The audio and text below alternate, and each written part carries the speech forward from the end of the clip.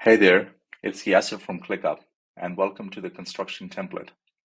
This template aims to assist construction firms and builders of all sizes in effectively planning, executing, and managing construction projects of any size. Whether you are a manager or a project team member, this template will help you effectively schedule and easily track your assigned tasks across multiple projects, all from within ClickUp. Before we get into the template, let's take a look at how a typical construction project is structured.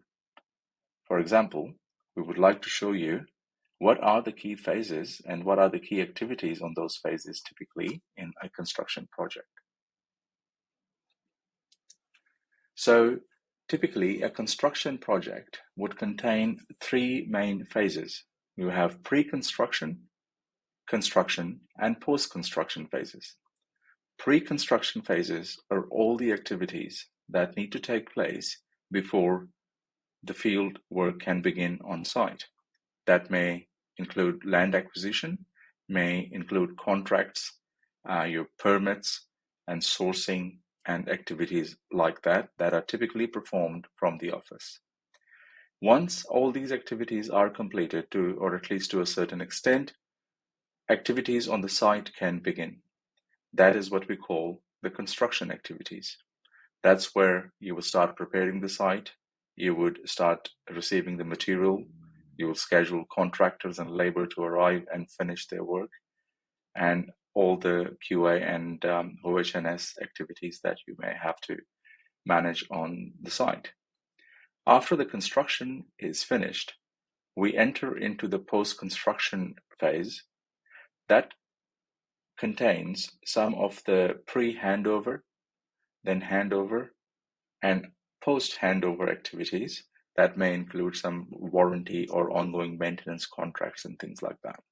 So overall, this is how typically a construction project is structured. Now let's go and take a look at how our structure looks like in the ClickUp template. So on the right side, you can see that in a ClickUp language, we have a space, we have a folder, list, and task and subtasks. On the left side, in the left panel, you can see your template. So a space is basically a dedicated area where you would house all your construction projects. Under that space, there will be a folder per project. So each project will get a folder with its own name, a unique name that you can, that's relevant to you and your internal teams. Under the folder, you can house all the phases and stages and all the activities related to that project.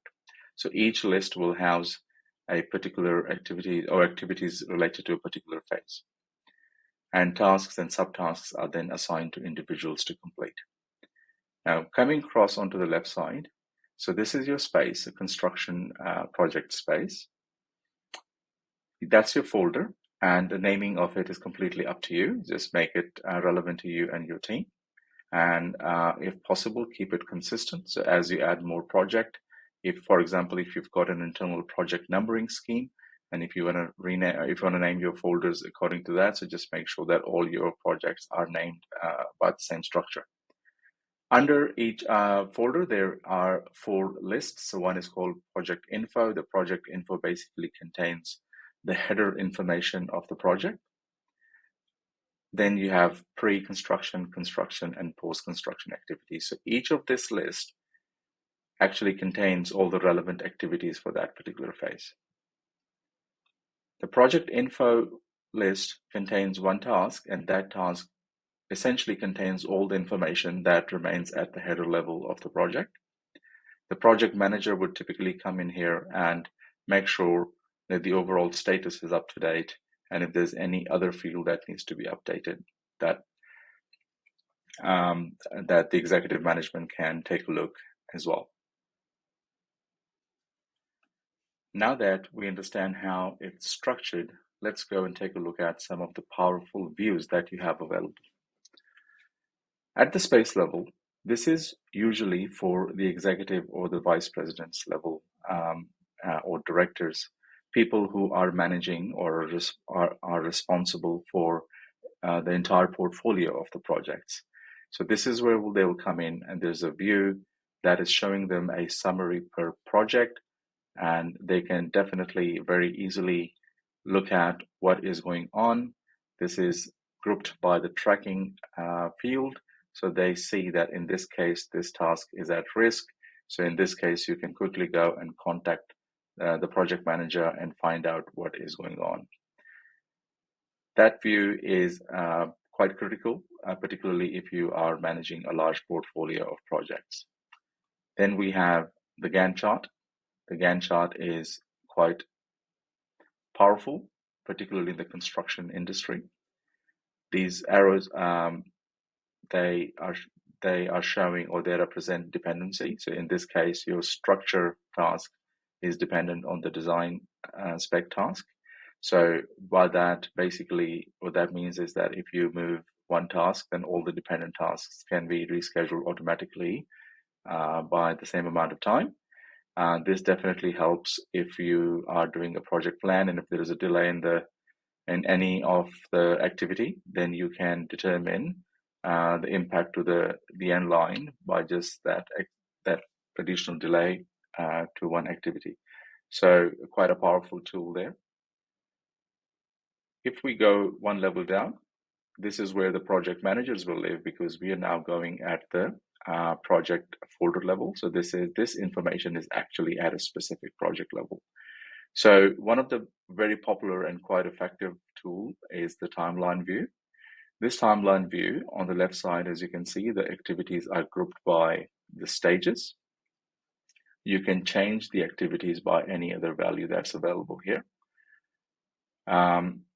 What that does is, from here, you can actually change the duration of a certain activity. You can also change the schedule or reschedule the activity. And if you can, if you've got multiple people working on something, you can easily see what impact it may cause to other activities by shifting just one. This is for project managers just to get in and see all the tasks by priority. So they just want to make sure that they address the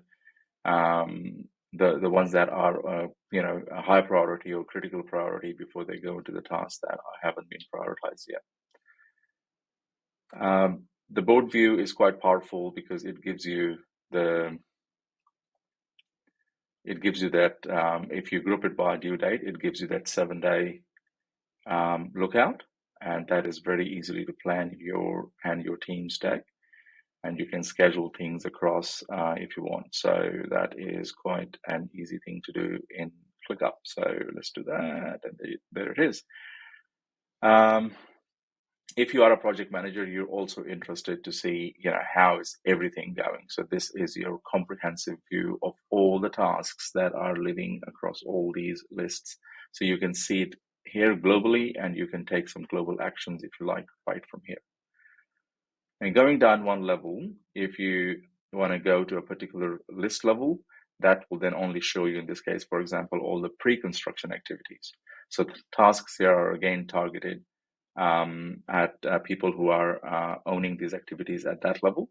And they have been given some views here that can be quite powerful for them to make sure that they remain on top.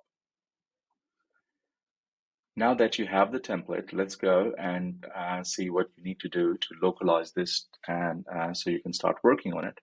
So basically, the first thing you would do is, after you download, you would go through each of the activities that we have included here and adjust it. So the work breakdown structure, if you like, and make sure that it suits your internal workflows.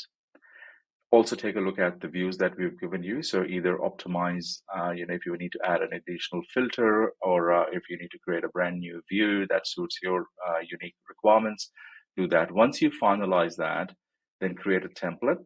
So in that case, for example, if you finalize a template of the folder here, all you would do is just go and add that to a template center. Save it as a template.